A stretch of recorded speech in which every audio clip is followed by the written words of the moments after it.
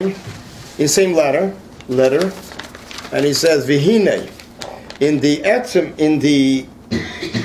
the essence of the topic itself that a person wants to understand according to Chassidus. He says it is a very deep knowledge in godliness, knowing godliness, understanding godliness, how godliness finds itself from the lowest levels till the depth of the highest levels.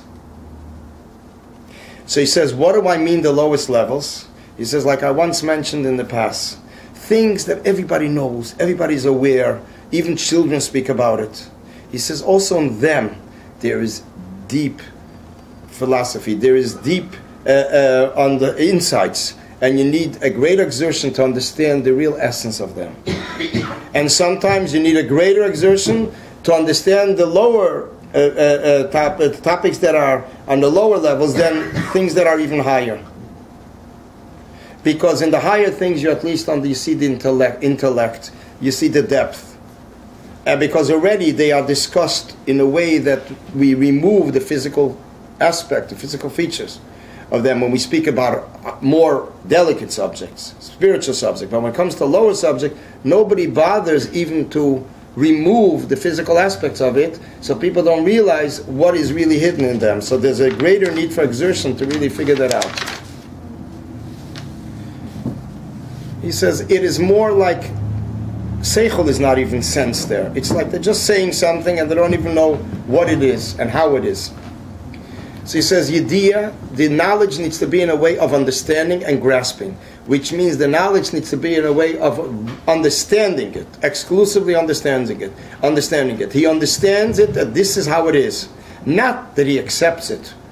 He was told, okay, we take it.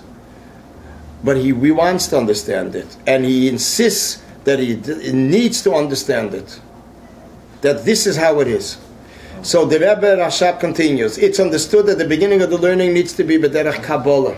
Derech Kabbalah means there's certain rules, certain principles, certain concepts that he will not understand everything in the beginning. He accepts it.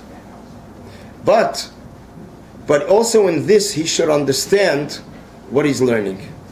It's just that he doesn't have to penetrate to understand and reach the essence of it as it is, because that is not possible until after a person learned a lot and understood many different concepts. Then a person can go into the depth of the understanding, and that it should be nitfas, grasped in his mind. Behanocha teva. Behanocha teva means settling in the mind. Hanocha means like settling. Es legt sich up.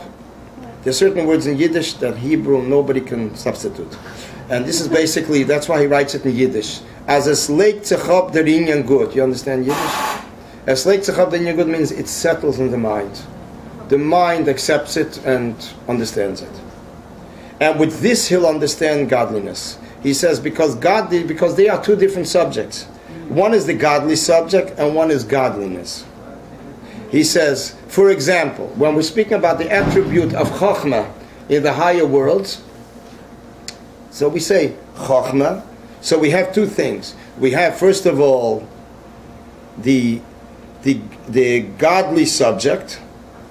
The godly subject is an attribute. What is it? Chokhmah, the attribute of Chokhmah, or the attribute of Bina. So first we have how Chokhmah is in the higher worlds, how Bina is in the higher worlds. But then let's not forget, we also want to speak about godliness, not just the godly subject, that it is part of his function, the Almighty's function. So therefore, we need to know how is godliness, how he expresses himself as Chokhmah, and how is godliness expressing itself in Bina. Which means basically that all the attributes are functions and expressions of the Almighty. They're not just train stations, as others would call it, especially when people just speak about words and pipes, more like a plumbing view of it. But it's not plumbing, it's a whole expression. All the worlds are all one chain of expressions of the will of the Almighty. So he says, for example, and they're all one. Elikus is Chokhmah, godliness is Chokhmah, and godliness is Bina. The attribute of Chokhmah and Bina. And then there is he, as he is in the level of Chachma, and he as he's in the level of Bina. What is the difference? What does it mean, Chachma, Bina? It means basically how he relates to the world when he's in the function of Chachma, and he, how he relates to Bina, which is already a lower level, in the function or expression of Bina. And this is how he's in all the attributes and all the worlds. The same thing is also in regards to two basic concepts. There is a revelation that fills the world, there's a revelation that encompasses the world. One is called Memala Kol Omen, filling the world. One is called Sevev, encompassing the world. So he says, the same thing is also applied here. One, the godly concept, filling the worlds, and the godly concept, encompassing the worlds. In addition to that, there is the godliness, he, the Almighty, his essence, how he fills the world, how this expresses his function of filling the world, how it expresses the function of encompassing the world. And he says, when a person knows it and understands well the godly subject, he will then also understand the godliness, how it is a function from the Almighty. Almighty's function, which means basically he is connecting it all together. They're not just loose words or stations. Basically, when we look at it, we can sum up two concepts that give us a deeper insight exactly what we benefit from it. Number one, that it's basically a godly subject. It's not just a train station, it's not just a level, this level, that level. Then there's a higher, a deeper union in that it's a godly subject, and therefore it is also an expression of the Almighty. It is all connected with Him.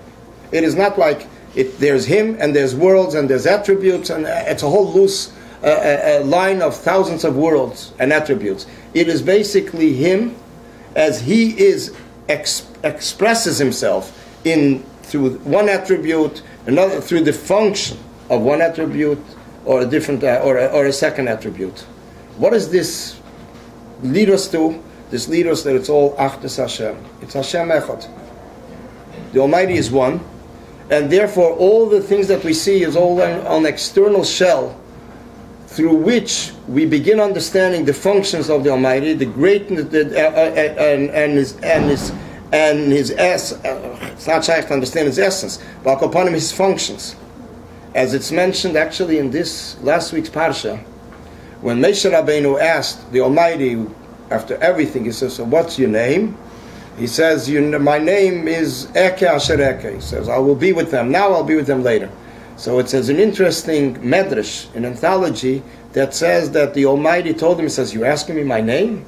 My name is referred to me by my functions. The Almighty has 7 names, 7 attributes. These are the channels of the functions, of the expressions. So therefore, when it comes to Kale, it's Chesed. It comes to Shem Elikim, it's Gvura, strictness. So Kale is generous, then there's strictness, then there's mercy, Shem Havaya, the 4-letter word is Shem Havaya, Yud Kevavke. Then there is Tzvokes, is another name of the Almighty. This is Netzach, victory. Tzvok is the union of army. And then there is Shindalad Yud, is Yisoid. And then there is Shem Elikim again, is Malchus. It's expressing the attributes. What does this mean? That the names of the Almighty are basically the expressions of His functions.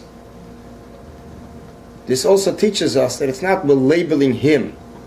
He is beyond all the inyanim. A name is only for the benefit. As Chassidus explains, it's like a handle to connect to the person. But it's only the handle. On one hand, for example, God forbid a person faints, so it used to be, the Rebbe says, even by non-Jews, that they would whisper the name of the person into his ear and they would revive the person. The reason is because the name connects the neshama and the body together. On the other hand, the name is external. The neshama up there does not need a name before it was born, before it came down here. The person on his own also doesn't need a name. The name is basically that someone else should be able to refer to him. So it's for the outside world. And that's why we find also an interesting example. that the Gemara tells us, the Talmud tells us in Yuma, that when a person begins a conversation with another person, they don't just start, hey you. They call the person by the name. How do we know? The Almighty, when He started to speak to Moshe, He says, Vayikra Elikim al Moshe, Vayikra Vaya Moshe Vaydaber Elav. When we begin Leviticus, which is the third book, when it starts that the Eibishter, the Almighty, called him by his name, and then He started to speak with him. This is a lesson that the Talmud tells us. That's how we started. So in other words, to connect to the person, to begin, this is basically relating to the person. This is one use of the name.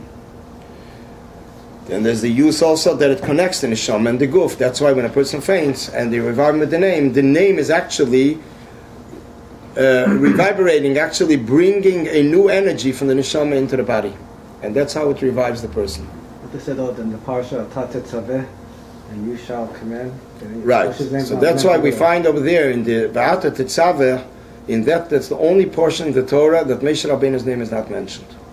There are many different explanations given. One explanation is that this is the week that he passed away in Adar, so that's why his name is not there. Another explanation is because Moshe Rabbeinu said they should erase his name, Mechenino, so it was fulfilled in one parsha. But then there's a deeper explanation. Another explanation is that this is Moshe Rabbeinu. It's stuck in the time of his Histalkus, relating to when he passed away. It's Moshe Rabbeinu as he stands higher than a name. The Talmud tells us Moshe Rabbeinu had 10 names. There's a Gemara here, we can look it up. In the Chulin, the Gemara says in Chulin, I think there are 10 names. Avigdor, Tuvia, different names. They are all names. He's called Moshe because he was taken out of the water. But his real essence is higher than a name.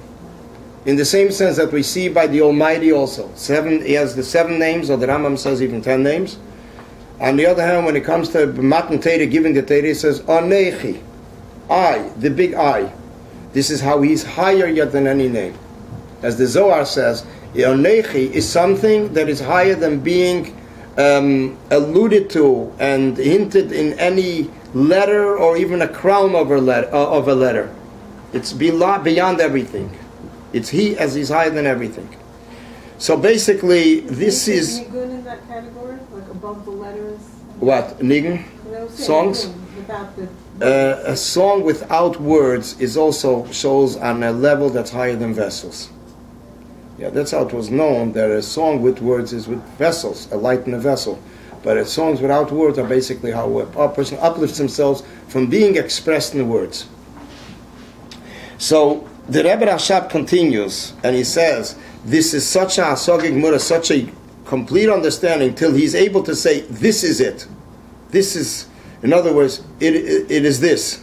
And this brings him to a true evaluation of connecting, like this, that the mind sees godliness. But, he says, this understanding is seemingly to be like as he is seeing.